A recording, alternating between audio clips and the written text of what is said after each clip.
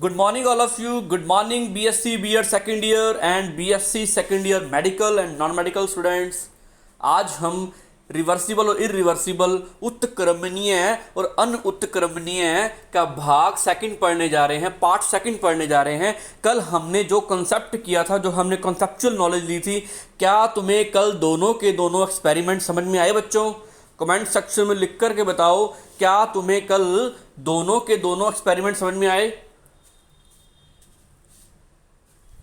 अगर वो समझ में आ गए तो आप पूरी थ्योरी आप खुद लिख सकते हो। आज मैं उस थ्योरी को लिखवाऊंगा आपको। ओके, कमेंट सेक्शन में लिखते जाओ बच्चों कि कल वाली बात समझ में आई। मैंने एक बात और बोली थी कि नोट डाल के लिख लो, for any system there is one and only one reversible path. अगर हम रिवर्सिबल सिस्टम की बात करें, है ना, तो रिवर्सिबल सिस्टम में जिस पाथ से वो आया है उसी पाथ से उसको रिवर्स करना पड़ेगा, रिटर्न करना पड़ेगा। ये थर्मोडायनेमिकली कंडीशन है, ये मैं करवा चुका हूँ आपको।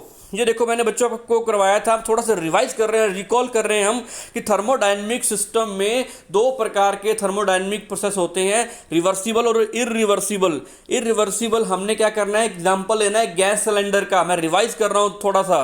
गैस सिलेंडर का एग्जांपल लिया हमने। गैस सिलेंडर के एग्जांपल में हमने क्या समझाने की कोशिश की कि ये गैस सिलेंडर है जिसके अंदर गैस भरी हुई है। इस गैस के द्वारा लगाया गया pressure exerted by the gas, P of gas, इसको क्या बोलेंगे, पी गैस। गैस के द्वारा लगाया गया प्रेशर एक्सर्टेड बाय गैस, उसको पी गैस बोल दिया। इसको आप इंटरनल प्रेशर भी बोल सकते हो, आंतरिक दाब भी बोल सकते हो, इसको आप ड्राइविंग फोर्स भी बोल सकते हो, संचालित बल जो कि गैस के द्वारा लगाया गया एक्सर्टेड बाय गैस। क्या बोल सकते हैं इसको? Driving force. इसको क्या बोल सकते हैं अपने? External force. एक्सटर्नल फोर्स आया कहां से?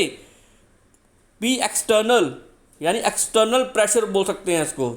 बाह्य दाब जो कि वायुमंडल से आया है, जो कि एटमॉस्फेयर से आया है। समझाइए बच्चों बात। एक हमने सिलेंडर लिया था, एग्जांपल लिया था, इस सिलेंडर में गैस भरी हुई है, ऊपर पिस्टन लगा हुआ है, पिस्टन बोले तो ढक्कन लगा हुआ है। जैसे ही ये ढक्कन यहाँ क्यों टिका हुआ है, मैंने आपसे पूछा था, क्योंकि pressure of gas, pressure of external, यानी एक्सटर्नल प्रेशर और गैस का प्रेशर अप्रॉक्सीमेटली इजिकल हैं, बराबर हैं, यानी वायुमंडलीय दाब और अंदर गैस का दाब बराबर है, इसलिए ये पिस्टन टिका हुआ है ना। अभी तक हमने कोई इसमें एक्सपेरिमेंट नहीं किया था, हमने बाद में इस पर एक एक्सपेरिमेंट किया था। हमने क्या एक्सपेरिमेंट किया था कि हमने क्या किया था कि इस पर छोटे छोटे सैंड के पार्टिकल डालने शुरू कर दिए थे और हम यहाँ पर ऑब्जर्व कर रहे थे कि पिस्टन नीचे की तरफ आ रहा है क्या। एक सैंड पार्टिकल डाला, थोड़ा सा माइन्यूटली लेवल पे, बिल्कुल नेग्लिजिबल लेवल पे, नामात्र पिस्टन थोड़ा सा नीचे आया था, थोड़ा सा प्रेशर में चेंज आया था, जिसको आप बोल सकते हो कि नेग्लिजिबल चेंज आया था, नामात्र चेंज।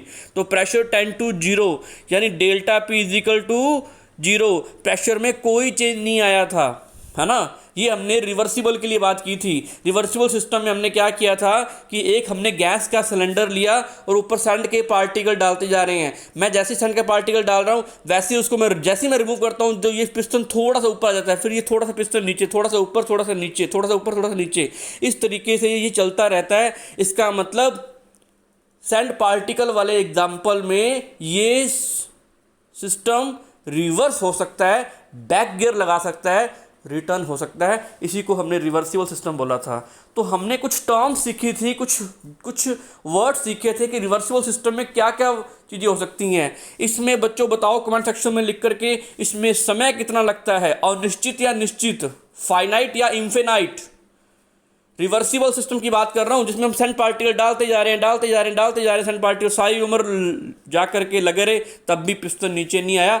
तो मुझे कमेंट सेक्शन में फटाफट मुझे आंसर चाहिए कि फर्स्ट मुझे आंसर दो कि रिवर्सिबल पाथ, रिवर्सिबल सिस्टम में टाइम क्या लगता है, फाइनाइट या इनफिनाइट? हाँ जी, शाबाश, इनफिनाइट टाइम लगता है और निश्चित समय लगता है। यह प्रक्रिया कितने पदों में होती है, अनंत पदों में या निश्चित पदों में? यह process, this process take place how much steps, infinite या फाइनाइट? कमेंट सेक्शन में लिख के बताओ। शाबाश, इनफिनाइट स्टेप्स में होती है ये प्रोसेस, इनफिनाइट स्टेप्स में होती है। हम सारी उम्र रेत डालते रहे, सैंड के पार्टिकल ऊपर डालते रहे, लेकिन वो पिस्टन थोड़ा सा माइन्यूटली लेवल पर नीचे गया। जैसे ही वो सैंड पार्टिकल हमने हटा दिया, वो पिस्टन ऊपर की तरफ आ गया, है ना। इसको बोलते हैं रिवर्सिबल पाथ, रिवर्सिबल सिस्टम बोलते हैं। बच्चों ने बताया कि सर इसमें लगता है फाइनाइट टाइम लगता है, बिल्कुल शाबाश, फाइनाइट टाइम लगता है, हमारी बात सही है। सॉरी इन्फिनाइट टाइम लगता है, इन्फिनाइट अनंत समय लगता है। और इन्फिनाइट क्या लगते हैं इसमें, स्टेप्स लगते हैं, बहुत पद लगते हैं, अनंत पद लगते हैं इसमें। तीसरी चीज बताओ, क्या प्रेशर में चेंज होगा, प्रेशर में चेंज होगा बच्चों, जल्दी बताओ, रिवर्सिबल के लिए पूछ रहा हूं। नहीं होगा प्रेशर में चेंज, तो delta P is equal to 0। ये बातें हमने देखी थी, हमने खुद इसको लर्न करने की, उसको सीखने की, उसको लर्न करने की कोशिश की थी। अब मैं बात पूछता हूँ, सेकंड जो हमारा इरिवर्सिबल है, मैंने क्या किया, वही सिलेंडर लिया, मैंने सैंड के पार्टिकल रिमूव कर दिए, मैंने सैंड के पार्टिकल हटा दिए। अब मैंने क्या किया, वही 5 kg का एक कंटेनर या बाट रख दिया ऊपर, जिससे क्या होगा, ठा सिस्टम नीचे आ जाएगा, वो पिस्टन नीचे आ जाएगा एकदम से, और गैस सारी यहाँ आ जाएगी, है ना। समझ आई बच्चों बात। तो ये वाला सिस्टम क्या रिवर्सिबल हो सकता है, क्या नहीं हो सकता। This is a irreversible process, जिसको हम वापस नहीं ला सकते, रिटर्न नहीं कर सकते। यानी सेकंड फेज, जो फर्स्ट फेज से सेकंड फेज में एंटर हुआ है, उसको हम सेकंड फेज से फर्स्ट फेज की तरफ रिकॉल नहीं कर सकते। ये मैंने बात बताई थी आपको। तो ये बताओ मुझे कि जो इरिवर्सिबल प्रोसेस है, जो कि अनुत्क्रमणीय जो प्रक्रम है, क्या उसमें निश्चित पद लगेंगे या अनिश्चित पद लगेंगे, इन्फिनाइट स्टेप्स लगेंगे या फाइनाइट स्टेप्स लगेंगे। मुझे कमेंट सेक्शन में आंसर दो। हाँ जी, जल्दी दो फटाफट, शाबाश। बच्चे कह रहे हैं कि सर फाइनाइट स्टेप्स लगेंगे, निश्चित पद लगेंगे, यानी यह प्रक्रिया निश्चित पदों में होती है, फाइनाइट स्टेप्स में होती है।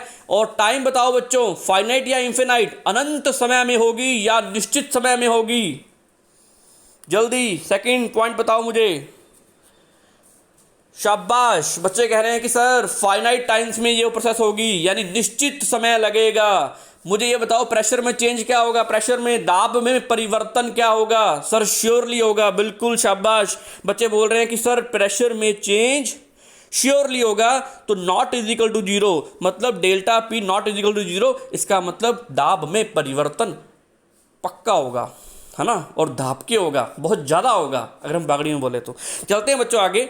ये हमने किया था कि ये 5 kg का जो भी हम कंटेनर लिया था, हमने फटाफट उसके ऊपर अपने क्या कर दिया था, उसके ऊपर पुट डाउन कर दिया। जैसे पुट डाउन किया तो ये पिस्टन नीचे आ गया, तो ये इसमें वॉल्यूम में, इसके प्रेशर में, pressure is equal to mass होता है, द्रव्यमान होता है, द्रव्यमान जितना ज़्यादा होगा उसका प्रेशर भी, दाब भी उतना ज़्यादा होगा, है ना।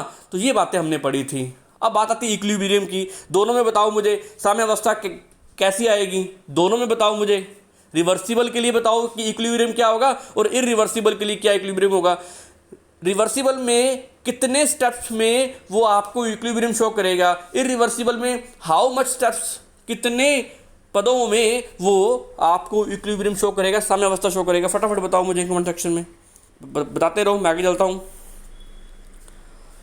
शाबाश, बच्चे बोल रहे हैं सर कि रिवर्सिबल प्रोसेस के लिए ईच एंड एवरी स्टेप जो होगा वो इक्विलिब्रियम में होगा। इक्विलिब्रियम का मतलब होता है जिसमें हम फॉरवर्ड में जा सकते हैं और बैकवर्ड में जा सकते हैं, जिसमें हम अगर में जा सकते हैं, जिसमें हम पश्च में जा सकते हैं, वही इक्विलिब्रियम होता है, वही साम्यावस्था होती है कि जिसमें बार बार कन्वर्जेशन यानी परिवर्तन चलता रहता है, initial to final, final to initial.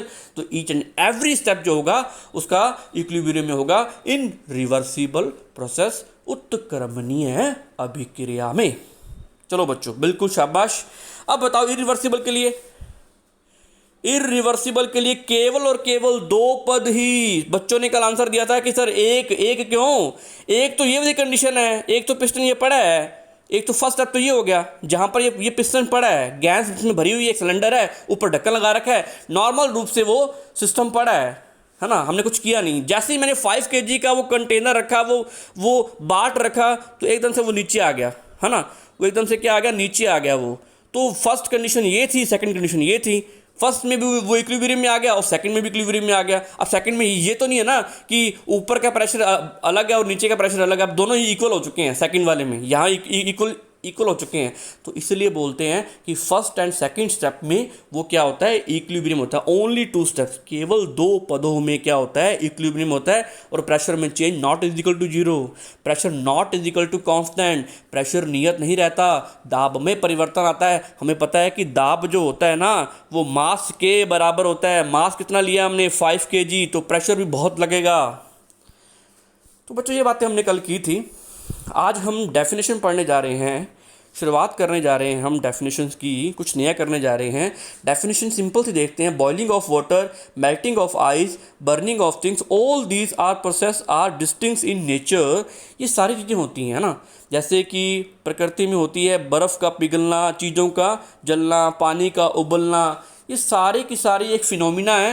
ये सारी की सारी घटनाएं हैं जो वातावरण में होती हैं। इनको हम कैसे डिफाइन करें? All these are process distinct in nature, although in all of them one aspect is common, there is an exchange of heat energy, in which case हम डेफिनेशन शुरू करने जा रहे हैं। आज का हमारा जो लेक्चर है वो डिफाइन करने जा रहे हैं। बच्चों मैं बता दूं बात को, ये कहता है, इसका कहने का मोटिव क्या है, इसका पहले तो स्क्रीनशॉट ले लो इसका कहने का मोटिव ये है बच्चों, ये कहता है कि आप डेली कोई ना कोई प्रोसेस कर रहे हैं, है ना, जैसे पानी को उबालना, बॉइलिंग ऑफ वाटर, आइस का पिघलना, बर्फ़ का पिघलना, है ना, boiling of water, melting of ice, ये काम हम डेली करते रहते हैं आम लाइफ में, है ना। तो वो ये कहना चाहता है कि इन सारी प्रोसेस में एक चीज़ कॉमन होती है कि एक्सचेंज ऑफ हीट तो होता ही होता है, एक्सचेंज ऑफ एनर्जी यानी ऊष्मा का आदान प्रदान, ऊर्जा का आदान प्रदान कॉमनली होता है। और इससे अगर हम क्लासीफाई करें इनके चेंजेस के हिसाब से, कौन वापस लौट करके आएगा, कौन वापस नहीं आएगा, कौन रिटर्न होगा, कौन अपनी फर्स्ट स्टेज से सेकंड स्टेज में रिटर्न होगा, सेकंड से फर्स्ट में आएगा, फर्स्ट से सेकंड, सेकंड से फर्स्ट, तो उस हिसाब से हम इसको क्लासीफाई करते हैं 2 कैटेगरीज में, रिवर्सिबल और इरिवर्सिबल में। बिल्कुल क्लियर होगी बात, चलते हैं आगे। अगर हम बात करें रिवर्सिबल के बारे में कि what is reversible process, common language में as the name suggest, a reversible process is one that can be reverse to initial state process is completed, है ना। जो क्या होता है कि वो वापस अपनी इनिशियल स्टेट पे लौट आए, रिटर्न हो जाए, वापस आ जाए। मान लो आपने चाय को क्या किया, गर्म करना शुरू किया, तो 70 डिग्री सेल्सियस उसका टेम्परेचर था, सेकंड स्टेज में पहुंचे, उसने अपना टेम्परेचर एनवायरनमेंट को दे दिया और चाय ठंडी हो गई, वो 25 डिग्री सेल्सियस पे आ गई। आपने चाय को दोबारा गर्म करके 70 डिग्री सेल्सियस पे ला सकते हो, it is a reversible process. आपने क्या किया, आइस को मेल्ट करना शुरू कर दिया, बर्फ़ को मेल्ट करना शुरू कर दिया, बर्फ़ को पिघलना शुरू कर दिया, बर्फ़ पानी बन गया, वाटर बन गया, और पानी से हम दोबारा बर्फ़ बना सकते हैं ना फ्रिज में रख करके। तो ये क्या है, रिवर्सिबल प्रोसेस का एग्जांपल है, यही तो रिवर्सिबल है। ये डेफिनेशन आप नोट कर लो बच्चों, डेफिनेशन आपके लिए लिखी, हिंदी और इंग्लिश मैंने दोनों में लिखने की कोशिश की है, तो इसको आप साथ साथ नोट करते जाओ, इसका स्क्रीनशॉट लेते जाओ। मैंने इसको इलेबोरेट कर दिया कि इसका मतलब ये है, कहना ये चाहता है कि इनिशियल स्टेट से जब कोई स्टेट सेकंड स्टेट में एंटर करता है तो उसको सेकंड स्टेट से फर्स्ट स्टेट में वापस लाया जा सकता है, वही रिवर्सिबल प्रोसेस होता है, वही क्या होता है, उत्क्रमणीय अभिक्रिया होती है। एग्जाम्पल के साथ दे दिया। अब बात आती है कि कहते हैं students should not that a reversible process takes 2 process into account, while in the first process participant convert into another form. In the case of the second process the reverse reaction take place where the resultant get back into the initial state. वही बात repeat कर रहा है बच्चों, ये कहता है कि स्टूडेंट नोट करो ये बात को कि जब कोई प्रोसेस 2 प्रोसेस में होती है, जब 2 प्रोसेस में होती है यानी ये फर्स्ट और सेकंड, जब फर्स्ट और सेकंड से कन्वर्ट होता है कोई सिस्टम, फर्स्ट से सेकंड फेज में जाता है, फर्स्ट फेज उसकी सॉलिड फेज है और सेकंड फेज उसकी लिक्विड फेज है, और लिक्विड फेज से वो सॉलिड फेज में कन्वर्ट हो रहा है, तो वो उसको अपने सॉलिड से वापस लिक्विड फेज में कन्वर्ट कर सकते हैं। यही रिवर्सिबल प्रोसेस है। हिंदी वाले भी नोट कर लो इसको, हिंदी वाले लिख लो इसको कि एक अवस्था से दूसरी अवस्था में जब अपने एंटर करते हैं, in the case of reversible process, उत्क्रमणीय अभिक्रिया में जब कोई तंत्र एक अवस्था से दूसरी अवस्था में परिवर्तित होता है तो उसे पुनः दूसरी अवस्था से प्रारंभिक अवस्था में लाया जा सकता है। इसी को ही उत्क्रमणीय अभिक्रिया कहते हैं, इसी को ही उत्क्रमणीय प्रक्रम कहते हैं। चलते हैं बच्चों आगे। अगर हम एग्जाम्पल देखें, अब इरिवर्सिबल करने जा रहे हैं, व्हाट इज इरिवर्सिबल प्रोसेस, उसके बारे में बात करने जा रहे हैं। देखते हैं बच्चों अपने कि now however hard you try you cannot get back the integrants of their original forms। इसमें आप ओरिजिनल फॉर्म में वापस नहीं आ सकते। स्टेट 1 से स्टेट 2 में एंटर हो गए, प्रथम अवस्था से द्वितीय अवस्था में आप एक बारी चले गए ना, तो आप द्वितीय अवस्था से प्रथम अवस्था सेकंड फेज से फर्स्ट फेज की तरफ एंटर नहीं हो सकते। Another fine example that of fuel consumption where once converted into energy. आपने बाइक के अंदर फ्यूल पेट्रोल भरवाया, फिलअप करवाया, क्या आप चाहो कि हमने जो बाइक चलाई है, जो एनर्जी का यूज़ हुआ आपकी बाइक चलाने के लिए, बाइक की ड्राइविंग करने के लिए, राइडिंग करने के लिए, क्या आप दोबारा ये बात बोल सकते हो कि सर मैं बाइक चला के मैं जैन कॉलेज में आया या आई और मैं वापस उसको मैं चला के जाऊँगी और मुझे पेट्रोल मिल जाएगा? नहीं मिलता ना। पेट्रोल की कंजम्पशन एक बारी होगी, खपत एक बारी होगी तो होगी। यही बात मैंने हिंदी में लिखी हुई है। ईंधन की खपत एक बारी होने पर दोबारा हमें ईंधन नहीं मिलता। तुम कहो कि पेट्रोल दोबारा मिल जाएगा, नहीं मिलेगा। कि मैं एनर्जी लगा दूं पेट्रोल बन जाएगा, ना भी कुछ नहीं बनेगा। तो इरिवर्सिबल का एग्जांपल है अनुत्क्रमणीय अभिक्रिया। तो समझ में आई व्हाट इज इरिवर्सिबल प्रोसेस? एक अपरिवर्तनीय, एक अनुत्क्रमणीय प्रक्रिया क्या होती है? The understand this consider a reversible process example the cooking of food. You begin by arranging the necessary ingredients vegetables spice meat and cook. जब आप किसी चीज़ को पकाते हो, सब्जियां बनाते हो, क्या सब्जियों को दोबारा उसकी ओरिजिनल फॉर्म में कन्वर्ट कर सकते हो क्या? कमेंट सेक्शन में लिख के बताओ। आपने सब्जी बनाई, आपने आटा को गूंदा, क्या आप उसको दोबारा बना सकते हो क्या उसी फॉर्म में जिस फॉर्म में था? वो सब्जियों को हम दोबारा बना सकते हैं क्या जो उसकी ओरिजिनल फॉर्म थी? हम क्या किया, हम वेजिटेबल लेकर के आए और वेजिटेबल को हमने पका दिया, हमने कुक कर दिया, क्या हम दोबारा उसे उसी अवस्था में ला सकते हैं क्या? इनिशियल से सेकंड, क्या सेकंड से इनिशियल, या इनिशियल से फाइनल, या फाइनल से इनिशियल आ सकते हैं क्या? नहीं आ सकते। यही तो इरिवर्सिबल है। समझ आइए बच्चों बात? साथ साथ स्क्रीनशॉट लेते जाओ और बातों को लिखते जाओ, है ना। तो एक बार डिश बन जाए ना तो वो दोबारा अपनी ओरिजिनल स्टेट में नहीं आ सकती। The process cannot be reversed, get back the fuel, they have already been turned into something new which possess a completely different set of property। ये कहते हैं कि अनुत्क्रमणीय अभिक्रिया में किसी भी सिस्टम को दोबारा परिवर्तित नहीं किया जा सकता, वापस नहीं लाया जा सकता। जब वह एक अवस्था से दूसरी अवस्था में परिवर्तित होता है तो उसके सारे मूलभूत गुणों में परिवर्तन आ जाता है। बच्चों हिंदी वाले नोट कर लो, मैंने हिंदी की स्लाइड नहीं इसको कन्वर्ट किया है, नोट कर लो। उसके सारे मूलभूत गुणों में परिवर्तन आ जाता है जब वह प्रारंभिक अवस्था से द्वितीय अवस्था में प्रवेश करता है। इसी को ही अनुत्क्रमणीय अभिक्रिया कहते हैं, अनुत्क्रमणीय प्रक्रम कहते हैं, है ना। वो फर्स्ट स्टेज से सेकंड स्टेज में एंटर होगा तो सेकंड स्टेज से एंटर होते ही उसके फंडामेंटल प्रॉपर्टीज, उसकी सारा सेट ऑफ प्रॉपर्टी जो है वो चेंज हो जाता है। समझ आइए बच्चों बात? चलते हैं आगे। अब ये उत्क्रमणीय मैंने हिंदी में भी लिखा है उत्क्रमणीय, और ये क्या होते हैं? यह परिवर्तन होने के पश्चात अपनी पहली अवस्था में ये वापस आ जाते हैं। बात कर रहे हैं उत्क्रमणीय की।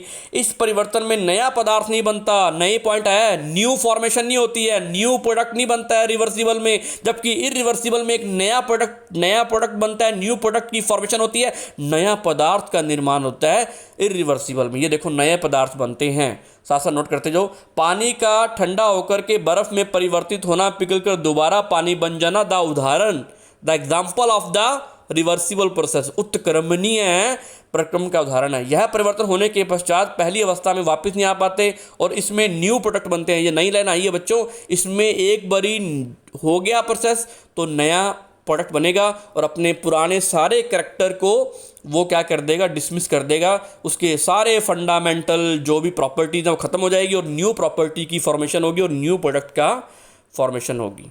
चलते हैं बच्चों पर, है ना। कागज़ का जलना हो गया, बर्निंग ऑफ वुड होगी, है ना। जो भी इससे राख बनती है, ऐश बनती है, जो कि अपनी प्रारंभिक अवस्था में इनिशियल स्टेज में वापस नहीं आ सकते।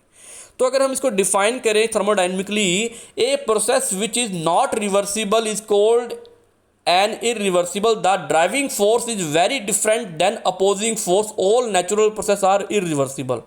इसमें जो ड्राइविंग फोर्स हमने याद करो, अब जो अपने लगाया था कि जो एक पिस्टन माना था, है ना, जो ड्राइविंग फोर्स लगता है, किसके कारण लगता है driving force? Pressure of gas के कारण जो ड्राइविंग फोर्स लगता है अंदर से, और ऊपर से लगता है प्रेशर ऑफ एक्सटर्नल। ये कभी भी बराबर नहीं होते। प्रेशर एक्सटर्नल नॉट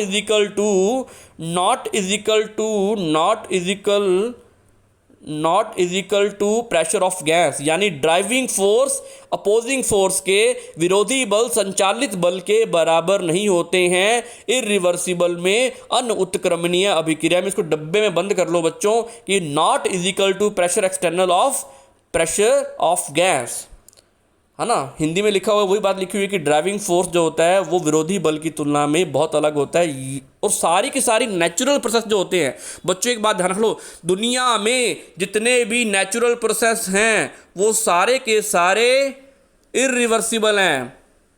मैं पैदा हुआ, छोटे होते हम बच्चे की अवस्था में थे, बालक अवस्था में थे, बाल्य अवस्था में थे, इन्फेंट स्टेज में थे, हम चाइल्डहुड में थे, हम चाइल्डहुड से अडल्ट में एंटर हो गए हैं, लेकिन हम टीन एज में एंटर हो गए, उसके बाद अडल्ट बन गए, हम वापस नहीं जा सकते। अगर आप कहना चाहो कि सब मुझे मेरा बचपन लौटा दो, मुझे मेरे बचपन में जाना है जहाँ पर कोई टेंशन नहीं थी, जहाँ पर कोई दिक्कत नहीं थी, जहाँ हर चीज़ की आज़ादी थी मुझे सोचने की, विचारने की, खेलने की, जहाँ कोई टेंशन नहीं थी हमें पढ़ाई करने की, सिर्फ और सिर्फ बचपन में सिर्फ हम खेला करते थे, तो आप वापस नहीं जा सकते। आप एग्जाम्पल दे सकते हो कि this is a irreversible process, ये आप कभी भी वापस नहीं जा सकते हो। बस हम अब अपने कभी भी वापस नहीं जा सकते हैं, ये अपने चाहें कि मेरा बचपन वापस लौटा दो, मैं वापस वहाँ जाना चाहता हूँ, तो हम कभी नहीं जा पाएंगे। This is a irreversible process, अनुत्क्रमणीय। बच्चों अब ये नोट्स जो आपको एग्जाम में लिख कर के आना, ये नोट्स मैंने यहाँ पर पेस्ट किए हैं, इसको आपने ढंग से पढ़ना है। Reversible process, this process take place in infinite steps. पहली बात क्या रखनी है आपने कि रिवर्सिबल जो प्रोसेस है वो टेक प्लेस इन्फिनाइट स्टेप्स। यह प्रक्रिया निश्चित पदों में होती है। हिंदी वाले नोट कर लो बच्चों, यह प्रक्रिया निश्चित पदों में होती है। अगर इसका कंपैरिजन करें इरिवर्सिबल में, this process occurs in finite steps, initial और फाइनल। यह प्रक्रिया निश्चित पदों में होती है, यह प्रक्रिया होती है अनिश्चित। मैं शायद निश्चित बोल गया हूँ, हिंदी में थोड़ी दिक्कत आ जाती है बोलते वक्त, मैं दोबारा बोल देता हूँ कि पहला पॉइंट तो है अनिश्चित पदों में होती है, दूसरी जो होती है वो निश्चित पदों में होती है, प्रारंभिक और अंतिम अवस्था। दो ही अवस्थाएं बनती हैं, प्रारंभिक अवस्था और अंतिम अवस्था बनती है। इसमें ये बहुत इन्फिनाइट स्टेप्स में होती है। इन्फिनाइट का मतलब होता है अनिश्चित, यानी अनंत पदों में होती है। यह प्रक्रिया अनंत पदों में होती है। कौन सी? उत्क्रमणीय। और अनुत्क्रमणीय कैसी होती है? फाइनाइट स्टेप्स में, यानी निश्चित पदों में। कौन कौन से फाइनाइट? एक प्रारंभिक, इनिशियल एंड फाइनल। समझ आ रही बच्चों बात? चले आगे, चलो अब बात करते हैं this process take place infinite time to complete. इसको कंप्लीट होने में, रिवर्सिबल प्रोसेस को कंप्लीट होने में जो टाइम लगता है वो क्या लगता है? इन्फिनाइट लगता है। कैसा लगता है?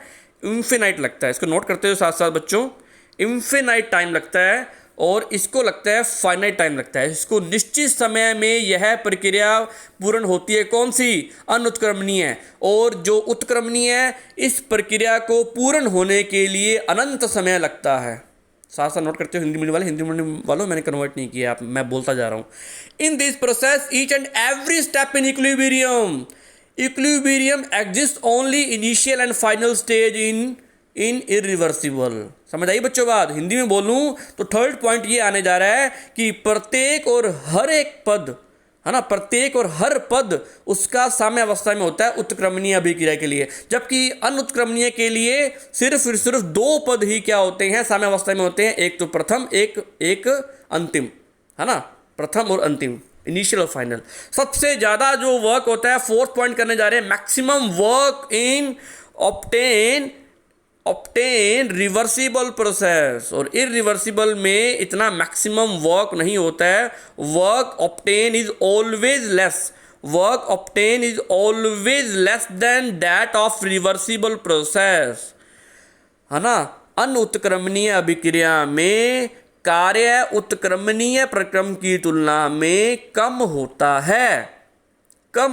है, जबकि उत्क्रमणीय अभिक्रिया में अधिकतम कार्य होता है। ये मैं तुम्हें समझा चुका हूं, मैं तुम्हें लिखवा रहा हूं, साथ साथ अपनी थ्योरी कर रहे हैं। It is only imaginary and can not be achieved in actual process.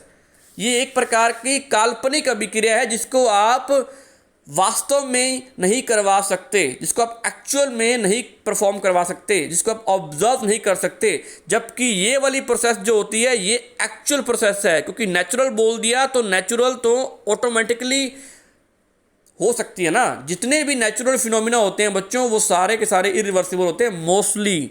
जितनी भी प्राकृतिक घटनाएं होती हैं, पानी ऊपर से नीचे ही क्यों आता है, नीचे से ऊपर क्यों नहीं जाता? कहेंगे सर हम तो मोटर चला करके नीचे से पानी ऊपर चढ़ा देते हैं, तो आपने एक्सटर्नल फोर्स लगाया ना। बच्चों इरिवर्सिबल की बात ध्यान रखना, इरिवर्सिबल तभी रिवर्सिबल बनेगा जब एक्सटर्नल फोर्स ना लगा दें। ये बात लिख लो नोट डाल करके कि इरिवर्सिबल तभी ही रिवर्सिबल बनेगा जब तक हम एक्सटर्नल फोर्स ना लगा दें।